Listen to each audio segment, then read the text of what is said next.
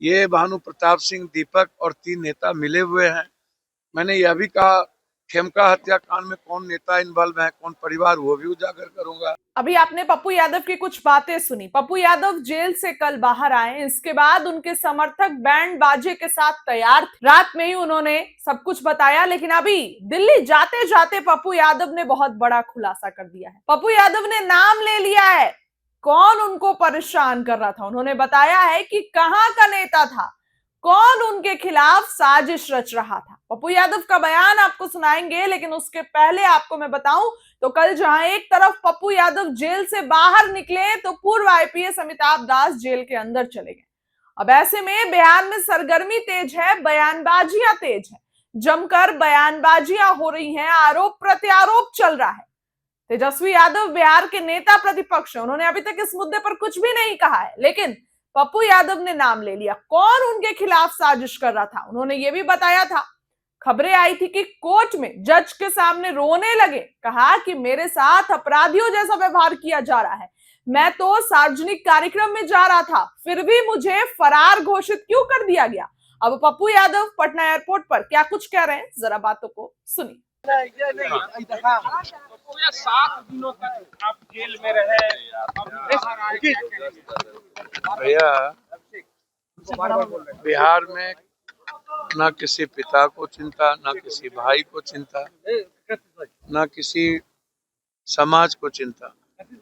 150 बच्ची लगातार यहाँ से हर दिन गायब हो रही है। 53 बच्ची गायब हो रही है दिल्ली से। कहाँ जा रही?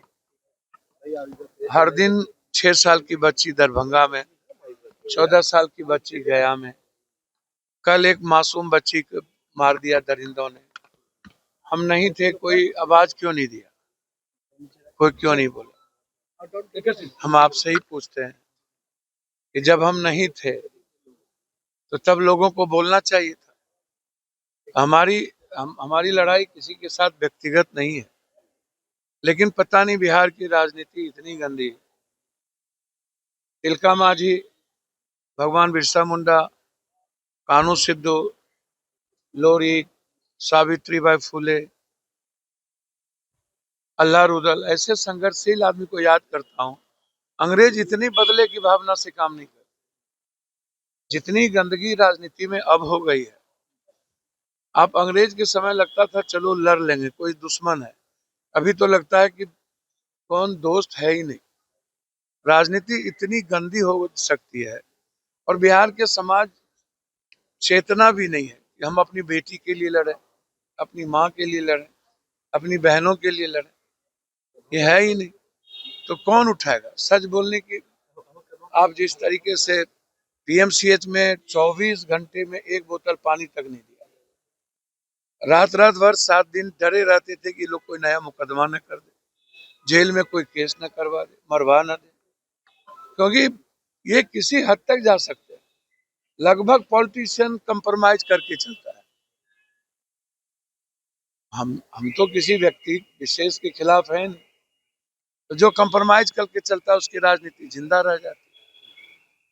तो मैं स्पीकर साहब से मिलने जा रहा हूँ, अपना इलाज भी कराने जा रहा हूँ, और ये मजबूरी है। क्या राजनीति सही लोगों के लिए करने का जगह बिहार रहा कि नहीं?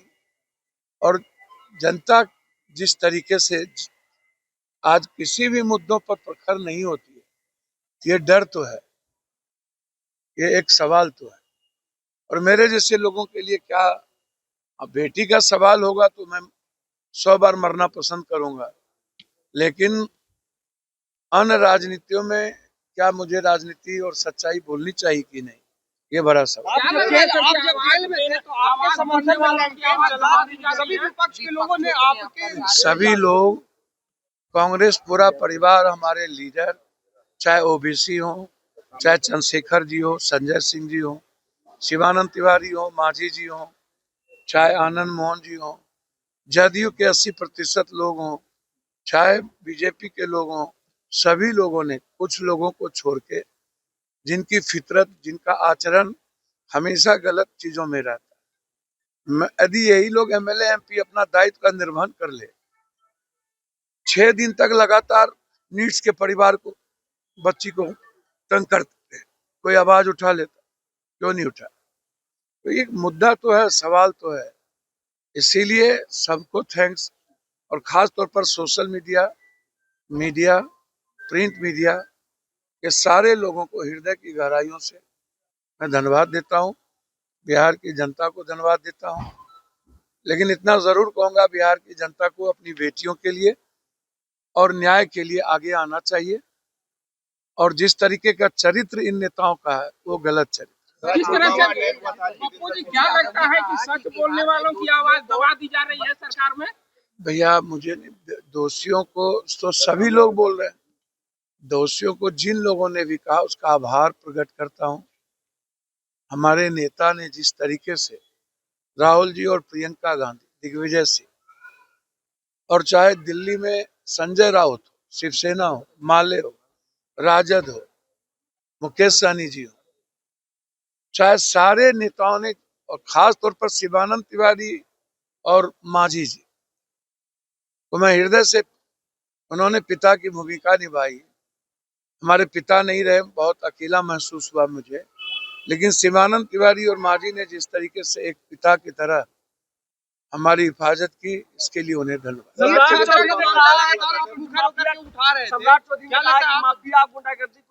अच्छी बातें हैं, तो जाति को गाली देना बंद कर दें। और कल पत्रकार को मारा है, बच्ची का बलात्कार हुआ है, 6 साल की बच्ची का बलात्कार हुआ है। एक बच्ची थाने में गए थे तो बोला मजा लेने गया है, एंजॉय करके लौट जाए। तो ये बरबोलापन की बोली मैं कुछ नहीं कहूंगा। सम्राट जी, भाई ये मौका दिया है, सम्राट जी काम करिए, जाति पर टिप्पणी करना बंद करिए। और जाति विशेष के अपराधी नहीं होते हैं। अपराधी का मतलब लगभग अपराधी होता है। लगातार मुखर होकर के आप आवाज उठा रहे थे नीट छात्रा कल। भैया वो लड़ाई है, अभी सर कल मुझको नहीं पता कौन सी बात, जहाँ बच्ची ही सुरक्षित नहीं है, जहाँ बेटी और गायब हो रही है, वहाँ कौन सा दिवस मनाना है भाई? आप हमको बताइए ना।